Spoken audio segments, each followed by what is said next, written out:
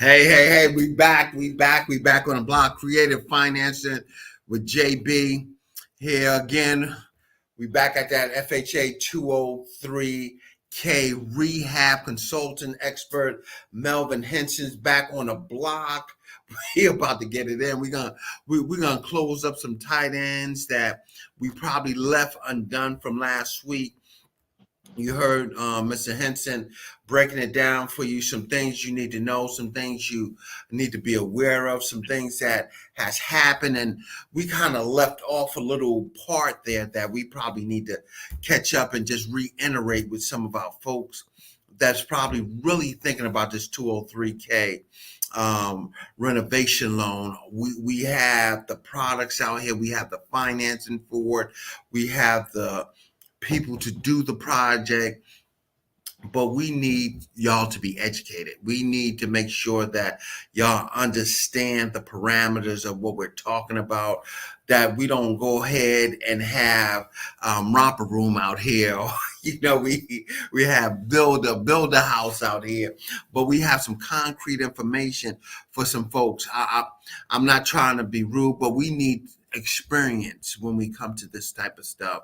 This is something that we're living in. It's going to be longevity. It's going to be money invested. It's going to be money that you have to spend for it. It's not the easiest thing, but with the experience and knowledge we're going to provide you this evening, it's going to help you along the way. It's going to give you the right details you need. And we're going to get specific today on some things, some do's and some don'ts, some things you have to be aware of, some things that are going to be red flags as far as lending. I'm just going to start off a little bit on the lending side of it, that we want your contractor licensed. We want to make sure they're insured and bonded. This don't mean that they just go pick up the insurance bond 2 days before we're about to sign off and close a loan. They have to be in business to be bonded, licensed, understand their liabilities in this whole game, because when the end comes, the homeowner's responsible. They the one that agreed to this with them. So we need reputable people. We need people that has been in business, that has done it, that has talked about it, that has went through the whole projects. We're gonna need somebody that's very good in the drawing. If you have to make some architectural designs to there, we need an architect. We don't need to go online and get one of these CAD programs they sell for $99. And you start drawing some lines and stuff to put together to in there, because when you're bringing it into the lending industry, it has to be very, very good work. It has to be something that makes sense to us, that we know is able to withstand what you have going in that house. Next thing, 203K is another benefit of it, is that we have equity when we're finished. We're not using all the equity to do this work, but we have equity left over for later on. It's almost like spending your last penny and waiting for that next check to come through, and the check don't come.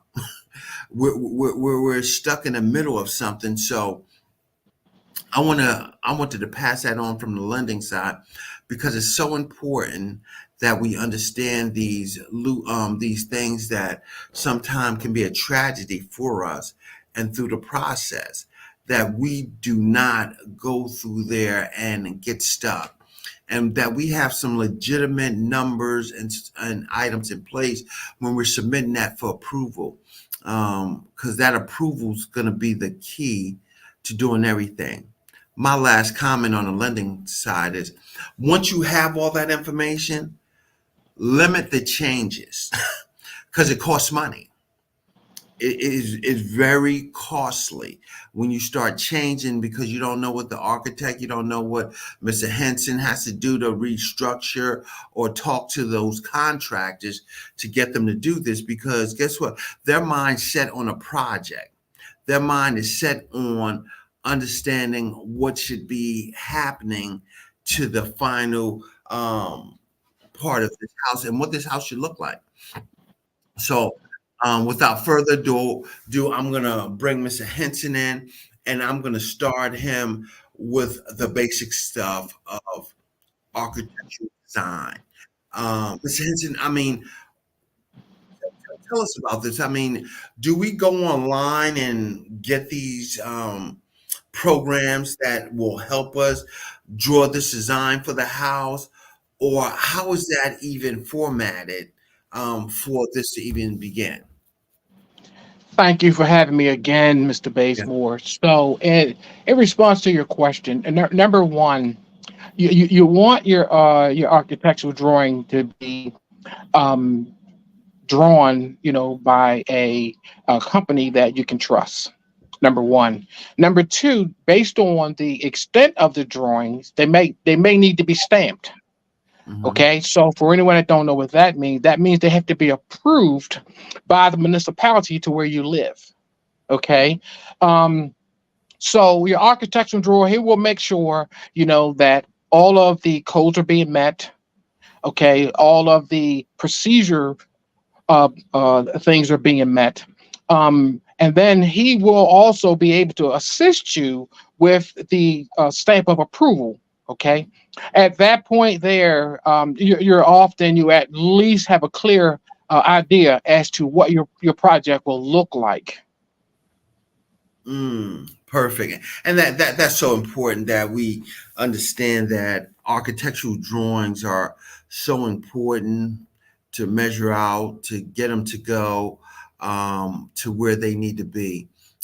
Because the house was probably already in a certain structure or form prior, and now we're just with these drawings, we might be changing some things, or we might just going back to the normal drawings and stuff of what needs to be done. And tell us, you said something real interesting. Stamped by the county. So I'm taking it that they have to be certified and licensed with the county that they doing, or can I just come to New Jersey and get somebody to do my drawings and bring them into Delaware or to Maryland or to Pennsylvania? The short answer is no, sir. The long the long answer is that not only do they need to be licensed, okay, in your area, okay, but they need to know the procedural steps in order to make this happen. Okay, every municipality has their own rules and their own way of doing things. With that being said, each one of them have their own code. Okay, so with that being said, you not only have to be within that code of that particular municipality, you have to be able to allow the industry to go through their processes. It's just that simple. Yeah, for it and stuff, so they can understand. So we got to be careful that people's not in our jurisdiction and not Right. familiar with that to be certified, ready to go, ready to provide some understanding for that drawing they're going to do. And we're not saying they're not a good architect. We're Right. not saying that they can't do the job. We Right. just make sure that we're following the guidelines so we don't run into some bad situations at the end. Because remember, this is costing money up front. We have allocated funds for each part of this plan. And when you exceed those funds, that money has to come from someplace, which is the home buyer. Where we don't want them to get upset. We don't want them to fall into a situation where they get frustrated and they start talking about they don't want to do the project no more when we're already under contract. So we're preparing you prior to getting under contract. And also I want to lead to Mr. Henson. Mr. Henson, we have a home that somebody was talking to me about, and in their 203K plan, they were talking about building a mother-in-law suite onto that. And they said that should work long as it's going to have the equity. But it's a little bit more to it than just having the room and the equity to do it. And if you can just break that down a little bit of letting them know that building those extensions onto it, what do we face in the architectural realm for that? Okay. So I guess the best way for me to approach that is so I was working in Washington D.C. and the property had an in-law suite, and the lending institution was not familiar with the process. So they told my client that the in-law suite was not included, could not be included into the loan. So, being so the client had already paid me, is it was my responsibility to do my due diligence. So what I did was I went inside the HUD clips, which is on the HUD website, and I researched in-law suites, and their particular property was grandfathered in. So that meant that legally they could do the repairs on the in-law house, which obviously increased, the value of their property. Now, if you're talking about building a new build on an in-law suite, if the municipality allow you to do that, then that's just a clear a project go. Okay, Mm-hmm. but you have to get the approval from them. Okay, once you get that, then your engineer, your architect, they can put the plans together for you, and you're off and moving in a green light for sure. Okay, but if the property has an existing, um, then you just have to know the HUD guidelines. That's where the seasoned consultant comes into play. He has the resources to reach out to other consultants, in which we talk to each other on social media, and we always find an answer to a question for our client base. Mm. And you talk about that HUD site that you go to and everything. Will that give you the dynamics of what can be done or what should be done um, within that extension that you're doing for those in-law suites? Well, the HUD clips, it's only about 10,000 pages, so Only, huh? yeah, yeah. Be- because there's so many different avenues, of the housing authority. Okay, there's just so much. You have to know where to go. Mhm. Before I do the research, I always reach out to my colleagues first and say, hey, look, I'm looking for the procedures or the guidelines for an in-law suite, and somebody always know where to go. Okay, they always know where to go, and once you get a couple of clues, you can zero down. But the answer to your question is yes, you can go on the HUD website, and hopefully you don't get yourself confused or go down a rabbit hole of getting stuck in one section that has absolutely nothing to do with what you're really looking for. It can Right. happen.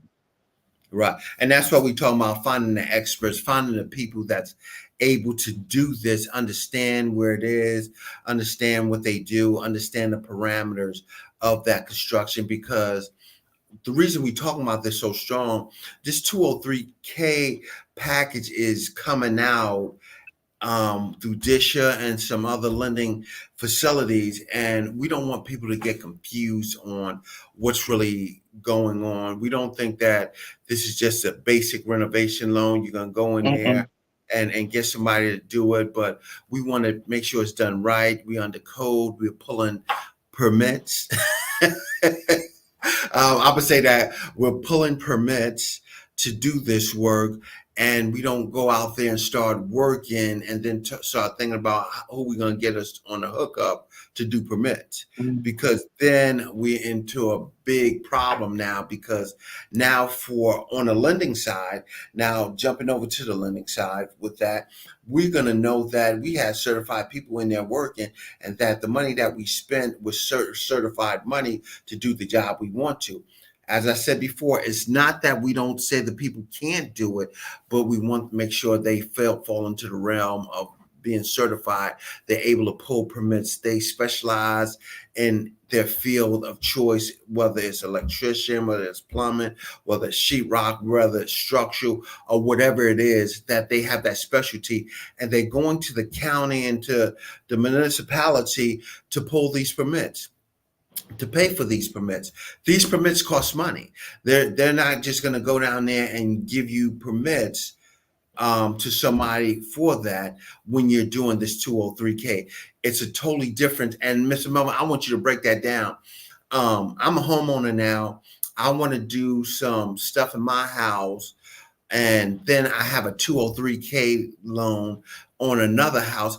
How does those differ when we come to getting permits and getting permission to do that? Well, first of all, going back to your architect, your architect is going to have a list of permits that you're going to need. Okay. Mm, And then after that, okay, your general contractor, the person who you are hiring to physically do the job, okay, it is his responsibility, to pull the permits, okay, in real time. Okay, let's take a step back. HUD says that the homeowner is responsible for the permits. Okay, I tell my clients, okay, to hold me responsible for the permits. Okay, because I can easily control the GC with the permits. So when right. he says he need a draw, all I have to say is, well, I can't do a draw without permits. So in Mm, short, I can't get you no money without a permit. mm. And that's the end of the conversation right there. Right, right, right. And Okay, that's right. good.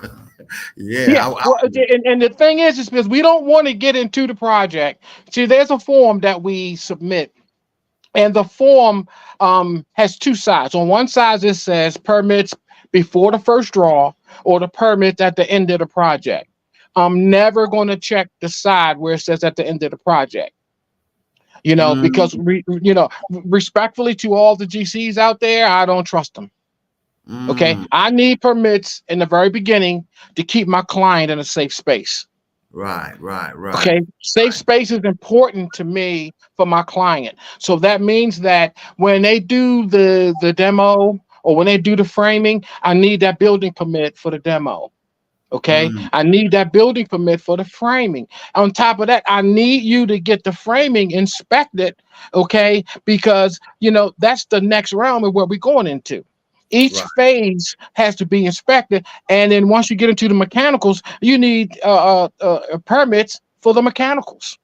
Mm-hmm. Mm-hmm. Okay, so those things are very important. Once you do the say the plumber and rough end, you need a permit to get paid. Mm-hmm. Okay, electrical, you need a permit. You know, it's just that simple. HVAC, need a permit. Okay. So, with that being said, permits are very important. If you do things clean and you start off in the beginning, as my teacher used to tell me when I was in the Votech school, if you start off crooked, you're going to end off crooked. Right, right, right, Yes, right, right. that was kind of basic for me. It really Mm-hmm. was, because you already crooked and you just getting started. How much crooked do you think you're going to be when you get to the end? So we Mm, keep it clean. We keep it clean. Okay, we keep everything on top of the table. Number one, we need the drawings. Number two, we need the permits. Okay, we're not sure as to how much material we need. Okay, we can do a takeoff. Okay, a takeoff is when you can go to the distributor and they have a process in which they take off all the material and give you a price on what the material is going to cost. That gives you a clear idea of how this is going to work. mm. So that is very important. Yeah, Okay. that's so important. And you mentioned that to where, you know, what I'm a homeowner now and I just want to do a little bit of something to my basement. Am I going to use the same permits as I do with that 203K, you believe? Yes, you can use. Well, either way, if once you decide that you're going to do, say you already live in the house and you're doing a refi and you do a 203K, you do have to pull permits. Okay, just because you live in a house that has nothing to do with it. Number one, because you want to make sure that the contractor is doing things properly. Number one. Number two, the municipality needs to know what upgrades you're making to your house. Okay, so they can increase the value of your house as a point of public record. You You wonder said, how they make the assessments? There you go. They got it on record. You Okay, said a that's lot. how this works. That's why they doing this. They Mhm. not, it seemed like a money grab. It feel like a money grab. Okay, but they're keeping records on the properties. Mhm. And that's so funny you say that because when we go sell a house, we want to get the best value. So how do we get the best value with thinking that the properties just go up in my area in price and not have this under permit so the county knows what's been done. So the appraiser will know how we increase that property value. Some big a lot of us don't want to admit to. We don't want that tax increase too. When we pull up permits, we change the game a lot with the tax increase, and we're going to get that supplemental bill there that we're going to have to go ahead and pay for. So we know that we won't fall behind in our escrows, because once that increase, that's going to change something too. So you got to think about that too. And I know a lot of folks, they forget to do that, or because that tax increase is going to be what's going to stand for, and the county's waiting for it. But guess what? It's a win-win situation. You doing it now, so later when you sell and you look at that equity in that house and that money you want to pull out, or you want to try to refinance and pull something out, you have it there. You have paperwork to prove and document of where your value is. And it's no guessing game. Besides talking about, oh, I had Willie to come through and Mm. he put that bathroom in and stuff and everything. But the permits, the permits are so important to building this here to keep going. And that's why I asked you that, because some of the thought processes when I get in, I ain't even gonna do the 203K. I'll do the little bit of stuff, but when I get in, I'll just fix it up and I'll do all of this stuff. It doesn't change the game, folks. It still stays the same once you in there, if you're gonna do it now or later for it, and go from there. So you have to understand that parameters that we're going through as we talk about that permits and increasing that. Our next section is when we increasing that and everything. We come to the thought process of the hookup on material. Mm. We cutting costs. We we said, man, I really want that hot tub or that shower in there. So I'm gonna cut costs on my flooring material versus what you do here. You know, Tell us about that, how that affected. Well, number one, you're always going to be able to notice the cheap material. Cheap material is going to show itself. For example, if you go to this one particular store and you buy the cheap flooring, and let's say the family members spill some water on the floor. Okay, that cheap floor will drink that water so fast you won't get a chance to get a paper towel to wipe it up, because the floor done already drank the water.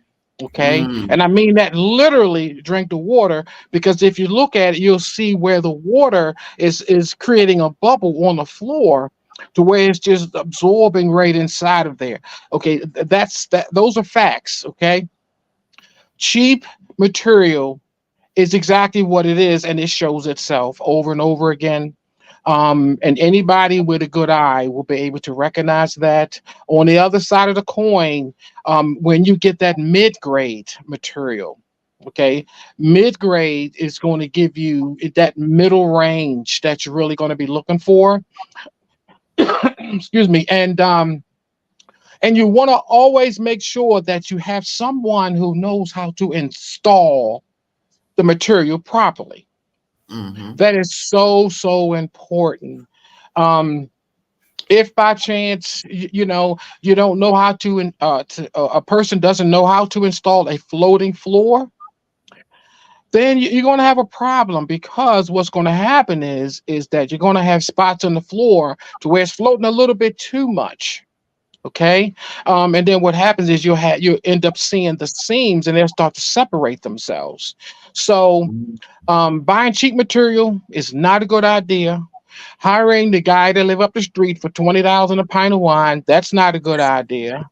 Okay, we all have them. Come on, Yeah, I yeah, mean, yeah. we all know them guys. We know him. He Mhm. knows how to do everything. He can fix your brakes today. Tomorrow he'll put your new bathroom in.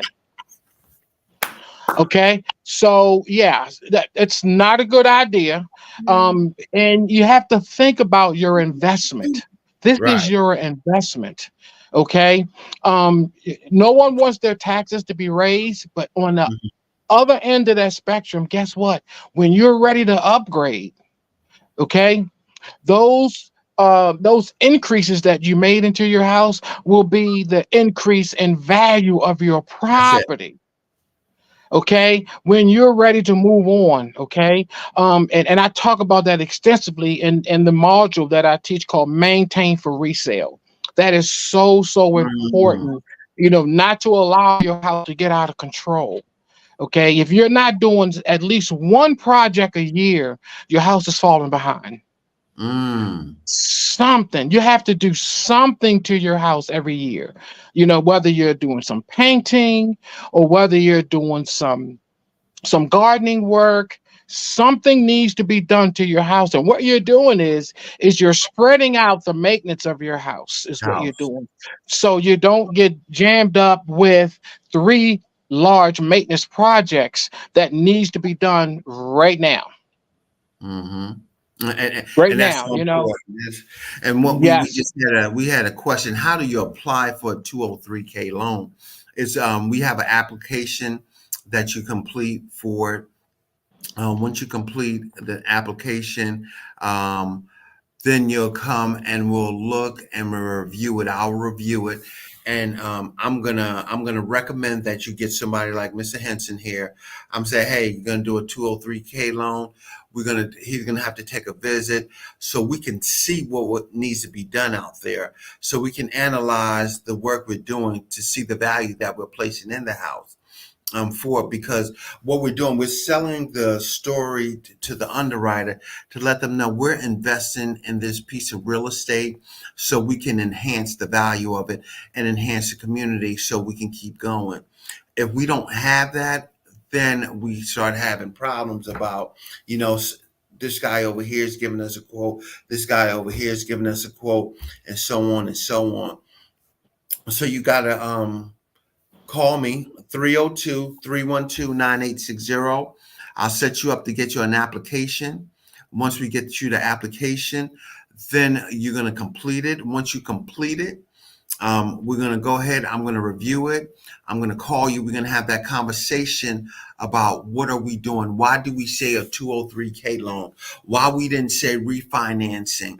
Those are questions we're asking so we can be clear on what we're trying to do, because sometimes it can get a little confusing and cloudy there with figuring that out. And then after that, I'm more than likely going to say, hey, Mr. Melvin here, he's available so he can come and analyze what we're trying to do.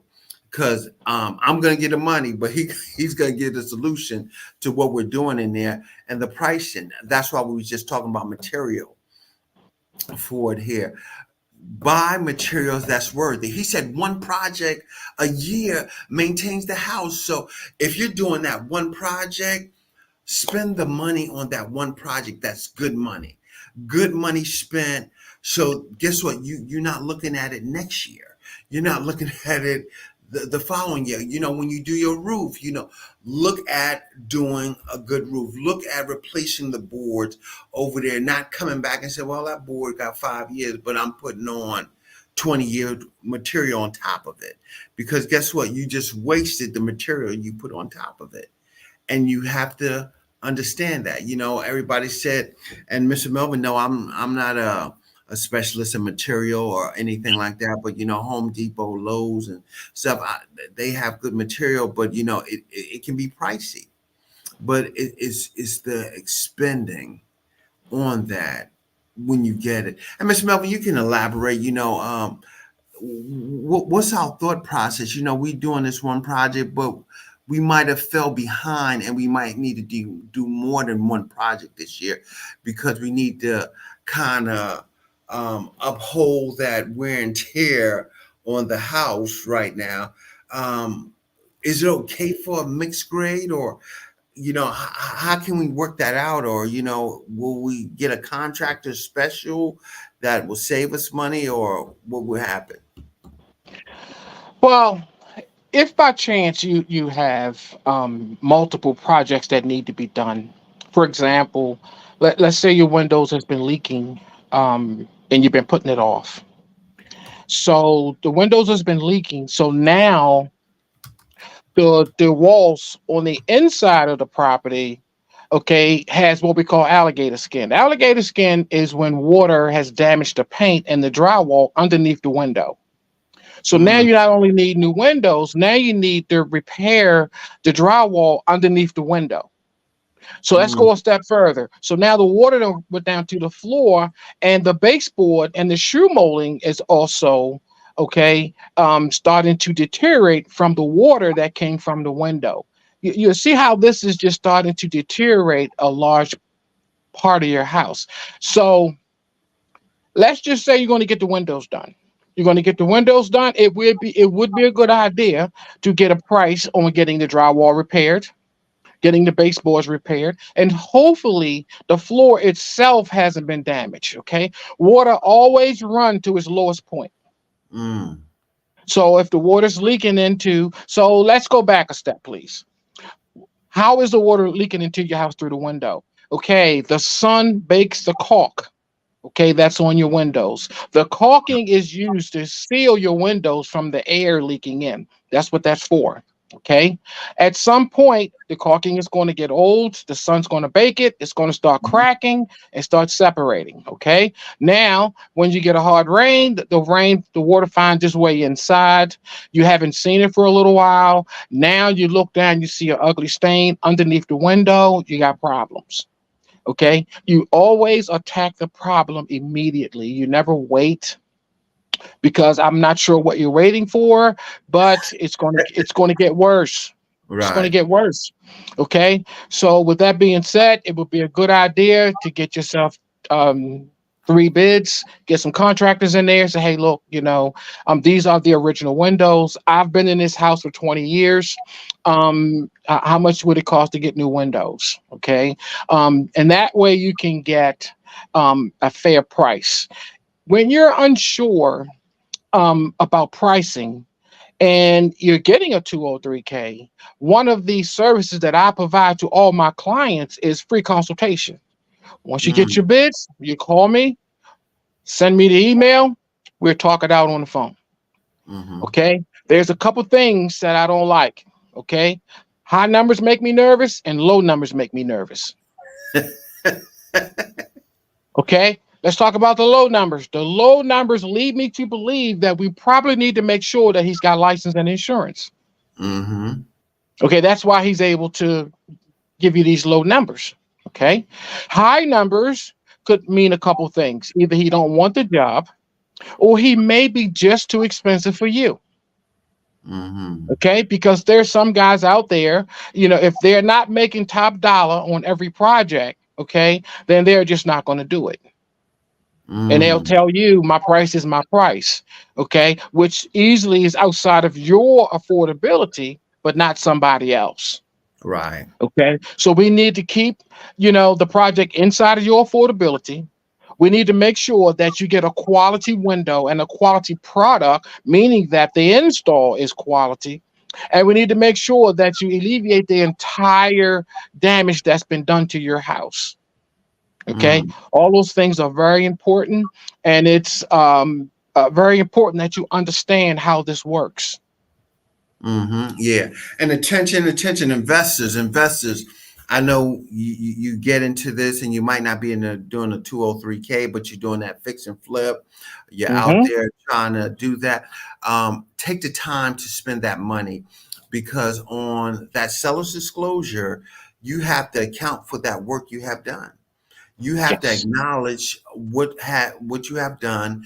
Was it in good terms? Was it in a good situation for completing it? And if you fail to say that liably on that seller's disclosure, you can open room for lawsuits or complaints or something filed with the county, the Better Business Bureau. So use the right products.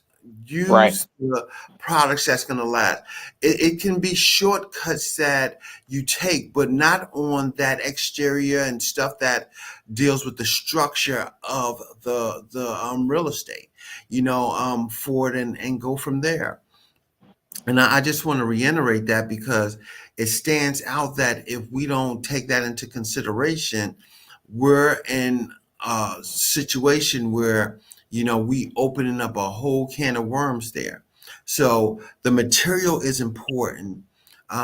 Shop around. Call. Mr. Melvin said call him, for that, so he can consult you. Maybe he can guide you to someplace where you can get that top quality at a reasonable price for it, or that is more affordable than you see at your local Home Depot, Lowe's, liquid lumber liquidators, excuse me, something to that effect, and it can save you some money. They're the specialists. They've been doing this for years and probably have those connections with some of those folks and those relationships to help us out, because those discounts that they say that they're offering is not always discounts. That Right. material has to hold up for a long time. I wanna also tell you, call Mr. Melvin if you're gonna deal with Habitat for Humanity, so he can give you some guidance of that. He can provide you with some outlets for our seniors that might be listening here that need some repairs, and so when those people come out. And we talking about building something that we can pass on. We're not just doing it so we can have it. So where we go and take our heavenly sleep, that the next person got to worry about it, but passing on the generations for so it can keep being maintained and it can be upheld for that. We always got to consider those things when we're doing this. So I didn't want to leave the investors out when we're talking about the discount products or stuff like that, where we can find them, reasonable at a reasonable price and stuff. But shortcuts is not always the easiest thing. And sometimes we look at it and it might seem like it's going to work out and everything's going to go fine. But just be very mindful that you have the expert, like Mr. Melvin, to help you guide you through and to look at some of those items. I was in Home Depot just looking at the flooring because I want to put new that vinyl waterproof flooring in there. And guess what? It looked the same to me. you know, I went. It said waterproof. I'm like, what can be the difference in it?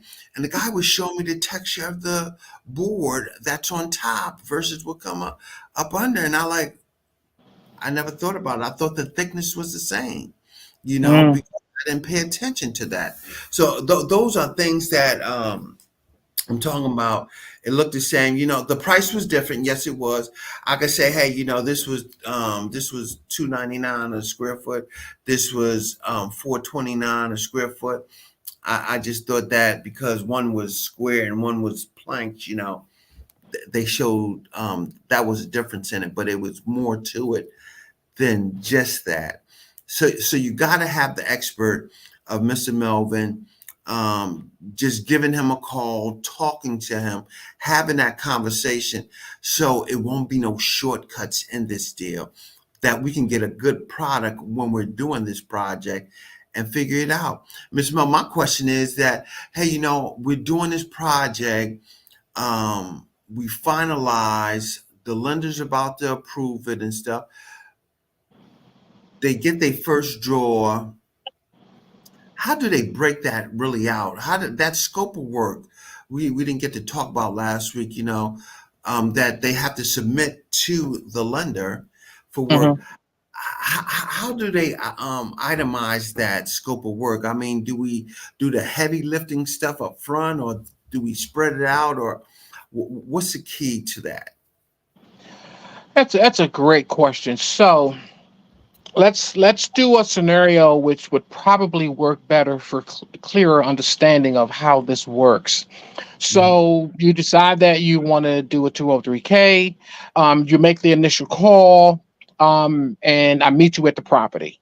Okay, that is the standard. Okay, for your consultant to meet you at the property to do what's required, and that is a initial walkthrough.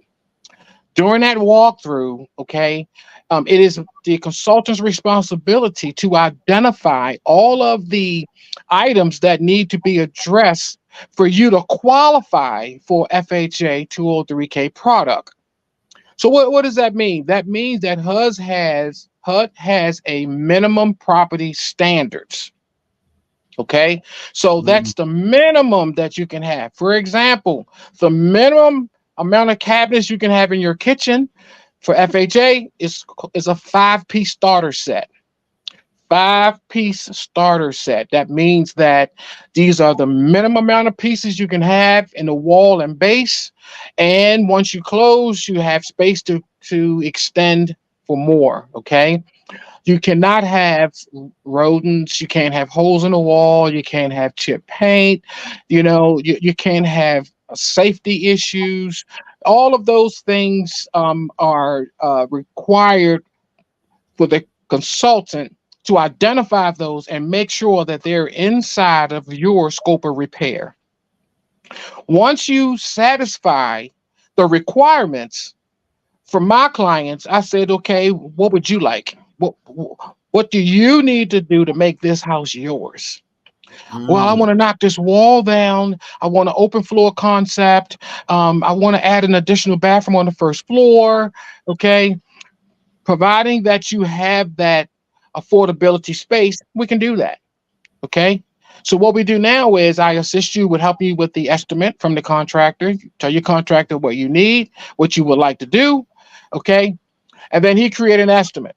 Once he creates the estimate, as we've already heard, you can make the call to me. I'll go over it with you. We remove some things, we add some things based on your affordability. Okay. If you cannot afford to add 2 full baths, then obviously then one's got to go. Okay. Um, Somebody got to make the hard choices. Okay. Right, So right. in order for you to get this to go through, we have to stay within your affordability. Okay. After that, it is my responsibility to break down your estimate into what's called an FHA format procedure. What does that mean? That means that there's 35 different categories that your project needs to be broken down into in order to assure that we complete this project, okay, to its entirety. Okay, so what are some of those specified items?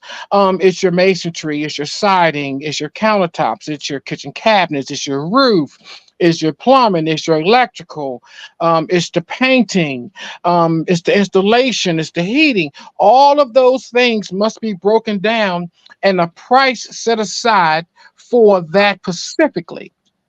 Okay, why do we do it that way? We do it that way because we need the contractor to execute in the procedure of building. What does that mean? That means that any general contractor should know that your first thing is your demo. The second thing is your framing. Okay. The third thing is your mechanicals. Okay. And your installation. So that's the process. So he can get paid on that procedure there. So his first draw will always be the demo and some framing. Okay. Mm. And for some guys, the roof. Okay. Some guys like to secure the project. What does that mean? That means that they like to put the roof on, put the doors on. Now they're inside working. Okay. Not all Mm. guys like to do it that way. Some guys do. Okay.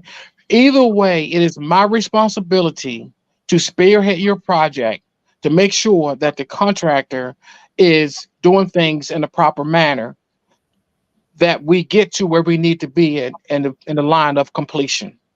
Okay. So, for example, we can't pay him for demo if he didn't do any demo. Mm. That's real talk right there. I had a guy a few years ago. He did some demo, but he wanted all of my clients' money for the demo line item. I said, "Sir, I can't give you the full amount because you didn't complete the demo." Mm. Okay. He left the laugh boards on the walls. If you know what the laugh boards is, when you knock the plaster off the wall, you got Mm. them thin slacks on the wall. They call laugh boards. They need to come off the wall in order for the mechanicals to get installed. I said, you Mm. need to remove these laugh boards here so the mechanical guys can go to work.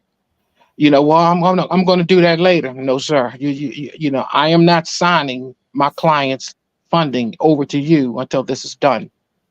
There's a procedure that needs to be executed for things to go smooth.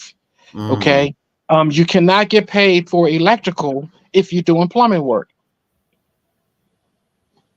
You it's just that simple. Okay. Let me elaborate just a little bit. So a lot of contractors, they'll give you an estimate. They'll say install a new bathroom in the basement, $20,000. Okay. That's the full extent of that line right there. Full bathroom and basement. My question will always be, can you elaborate just a little bit more or blow out what you mean, that you're going to give my client for $20,000? Are you giving them flooring? Are you giving them plumbing? Are you giving them electrical? Okay. Are you giving them a shower? Are you giving them a tub? How about a vanity and a light? Are all those things included in that 20,000? And if he say yes, I need you to separate those things. Mm. Okay, because I can't give you $20,000. Okay, because there's a process that has to take place. First of all, you gotta rough in the plumbing. You gotta rough in the electrical. Okay, then you have to do your flooring. Then you have to put in your tub or your shower. Then you have to put in the installation. So I can't give you Right. the money for the things that you haven't done. Itemize it. By the way, I need photos. I need photos. Every bit of money that's allocated to go to you needs to be backed by photos. So there's a lot of safeguards inside the 203K for the client, the lender, okay, and me, okay. Um, the 203K is a great product, especially when you have a seasoned person that know how to execute it. Right. Um, but there is a procedure, and I honestly get a lot of estimates that says new kitchen, $30,000. That's Mm-hmm. it. New kitchen. I don't know So what's included in the kitchen, but it's yes, 30,000. 30,000. So you think they 30,000. need a checklist? That would it be good for them to have a checklist? To be honest with you, I don't like to try to tell people how to do their job. Okay. I don't, because you have license as a contractor, Mm-hmm. you have your own insurance, you have your own business. Okay. A lot of them will look at the size of the kitchen or the size of the bathroom, and then they'll say in their mind, I could do this for 20,000. Okay. In my mind, okay, I need it broken down. Okay. In order to make sure that my client's money is protected. Because what happens if you don't come back after you do the roughing on the plumbing? And we Mm. gave you the whole 20,000 and you ain't coming back? That's not going to happen on my shift. I can't do it. Right, right, right, right. Right. So so when you do the roughing, the plumbing roughing, you do electrical roughing, you'll get paid for what you've done. Backed by photos and documents. Mm-hmm. Everything has documents. Everything has photos. So we see that it's a lot of safeguards in this, and and when they doing this stuff, that needs to be in place to protect the client and stuff. For Hmm. so I would think that the client would even need a checklist to see what's being done so they can go look. Because I know, as me going to look at almost like it feels like a new construction, I want that checklist of the things that I agreed to check off for myself. So when I come to you and I said, Mr. Melvin, we hired you as a consultant. Does my checklist look right to what they have completed already for it? And you can be able to break that down for them. Yes. So all of my clients get initial Mhm. consultation. What does that mean? That means that when I come out for the initial inspection, I walk you through the entire process of the 203K with the actual documents that we're going to be executing. Okay, I bring props, and they are actually the documents that we're going to submit to the lending institution. And at that point, I can go over every step of the way for you in real time. If Mm-hmm. by chance you are interested in a schedule that is easily done, I can break it down for you at the snap of a finger how this is going to happen. First thing he's going to do is this. This is the second step. This is the third step. That is the process that I use for the first time investors. Okay. Mm-hmm. First time investors get a schedule. Okay. So what they do is they hire me for a feasibility study. I do the feasibility study. It looks like the project is a project go. So now they want to know, okay, so how do we do this? So I create a schedule, okay, and then I break down to them the pay schedule and the work schedule. These are the first three things that's going to happen, and this is how much you should pay them for these three projects that's completed right here. Once he's finished the demo, okay, what's included in that demo price? The dumpster price. Okay. So, well, how much are dumpsters? Well, the average dumpster is $600. Okay. Mm-hmm. So then we have to look at how many rooms are we looking to demo. Okay. Well, we're going to need two dumpsters. Okay. We're going to need two dumpsters in order to purge the house. Okay. And then after that, we're going to need another dumpster because construction generates trash. So Mm-hmm. that means that we're going to have continuous trash to be removed. Under no circumstances, and we have to put this in writing, do the contractor should leave debris outside of your project. I put Mm-hmm. that in writing on all of my write-ups because the city come along and you end up with a citation for $500. Woo, citations. Yes, sir. Yes, sir. So, with that being said, you look at your schedule, you will know where we at. We're finished with the demo. We into the framing step. We're after the framing. We're into the mechanicals. Okay, and I'll always break down the mechanicals into two sections: the Mm-hmm. rough end and the finish work. Okay, because the finished work is done after everything else is done in order to make it look nice and pretty. Okay, Right. so that means that yes, the thermostat's going to be installed last, the vents that go on the floor is going to be installed last. Okay, and then that way there's money allocated to finish the project. We don't want to give them all the money just for the rough end because the roughing has to be inspected by the municipality. Okay, once they do their inspection, okay, then you want to go to the next phase. There's other things that need to be done before you do the finish work. Okay, on the mechanicals and on the other line items. So there is a process that needs to be understood, okay, and done in accordance. Okay. Mm-hmm. Mm-hmm. Brennan, how we doing? Yo, yo. He shout out to Brennan. He came through, spoke to us here. But that is so important. So you broke down the heavy items that's probably in the beginning scope of work, which is so Right. important because Right. that makes sense, you know. That Mm-hmm. understanding of how we get the biggest bang for our buck, you know, when we doing this stuff to get that out the way for it. And folks, I'll be remiss not to let y'all know Mr. Henson's available. His contact number is coming across the screen, 410-499-1192. give him a call. He's providing some knowledge here and some tidbits of how to get your project started, how to keep going. Or if you can't talk, send him a email at tiffanycon@msn.com so he can be able to respond to you and react to you, so he can give you that opportunity to discuss your project with it, so he can make it a smooth transition for you, so he can make sure that everything works out as it's supposed to be, because we have so many things that's happening in this 203K. The reason we on it for 2 weeks, this is the new and now right now. 203K is the new and now right now. Before, we used to go out here and just buy new construction. The price is too expensive. Not everybody can afford the new construction, but our next remedy is a 203K.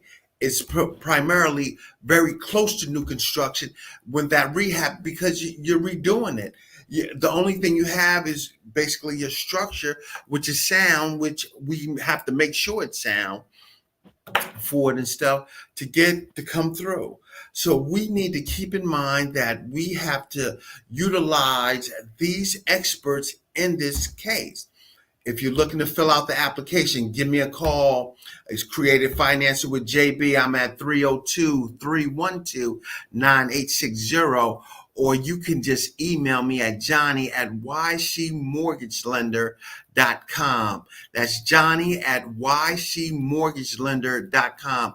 We're here to fulfill your financing need, provide you with the expertise of Mr. Henson with his 203K specialist that he has. He has some other items that'll be appropriate, and go from there. What is the APR for that loan here? And it is based on credit. We got to have credit, folks. We talk about that credit. You know, you got to pay to play here for it and stuff. We got good rates for the project. So when we're doing the 203K, once everything's done, we're going to price it all together, give you your final note of what you're going to be paying monthly, and keep going. APR can vary on that. Rate can vary, but we got to keep in perspective. Our credit plays a part. It plays a part in this whole project. And guess what? I'm going to be honest with you. It ain't for everybody. It's not for everybody. It's patience. It's time consuming. It's not just the money factor. It takes time to do this work. It takes time for Mr. Henson to sit down and diagram it. Don't call him today and expect him to have everything done within 24 hours, because it's more to it than that when he's looking at that project. And Mr. Henson, you can tell him how long does it take? Somebody come and consult with you, then you go see the property. I mean, expectations of the timing for you to start getting this project to rock and roll after closing. Yes. So the process is really simple. Once you make the initial call, once you decide that you want to do the 203K and you make the call, I do the initial visit. Once we get the contractor's estimate, I normally have a turnaround of 2 days, maybe 3 days, depending on the size of the project. Okay. For example, if you're doing, say, a total rehab, that takes me just a little bit longer to do your paperwork. Once we complete all your paperwork gets submitted to the lending institution. Okay. And let's push forward that you go to closing. Once you go to closing, your contractor has 30 days to start work. Okay. So once he starts, 30 days to start work, that's in writing. Okay. He'll sign off to that on one of the documents. Okay. Once he starts work, the paperwork will clearly stipulate that he has 6 months to finish your project. Okay. Even if we're doing a new build, okay, we can do a new build. I've done new builds where the client has a plot, and the plot square footage qualifies them to be able to do a full-size house on that plot, because the plot originally had a house on it. Now the house has been torn down. All you have is a plot there. They have 6 months. Okay. But there are guidelines within the 203K for me to get extensions to help you to completion. Okay. So with that being said, you have to have 6 months to finish your project, with extensions if we need them. Without extensions, we'll continue to move forward. And very rarely is there zero equity at the end of the project. Most times there is some equity at the end of your project, especially if you know how to do your numbers. Mm, mm. Yes, if Equity you at know the how to do your numbers. Equity at the end. Folks, we loved it. You got Mr. Henson's number. Give him a call, touch bases with him. I want to thank him so much for just taking 2 weeks out to spend some time with us to break this down and let you know that he's available. Mr. Henson's number is 410-499-1192. Give him a call, touch bases with him so he can be that expert on your project and be that reliable source that you need for this project. Or you can even email him at tiffanycon@msn.com. tiffanycon@msn.com. We thank you, Mr. Henson, for coming through. We appreciate all the knowledge, and we're going to make sure that our listening audience takes the time to consult with you. The 203K loan is the greatest and best thing coming out right now that we have for those home buyers that's facing, finding these houses that need the renovations so they can be up to par. And I'm going to give my last comments to Mr. Henson after I thank him again. Yes. So once again, it's a great product. It's not only a great product. If by chance you're looking for a way to have money to send your kids to college, this is a great product for you. Mm, Um, you know, there everything has guidelines. Okay, if you adhere to the guidelines, you put yourself together a great team. Then it's foolproof. The thing in a nutshell is that if you stay the mm. course, pay attention to the nuts and bolts, then you're going to be okay. Okay, you have a great team here. There's no reason why the phone's not ringing off the hook. Let's Mhm. make this happen. Yes, indeed. Man, we thank y'all tonight. This creative financing with JB, man. I appreciate y'all. Thank y'all for showing up again. And for all those out there, resources is the key, and we're here for you. Have a great evening. Have a great evening. Evening.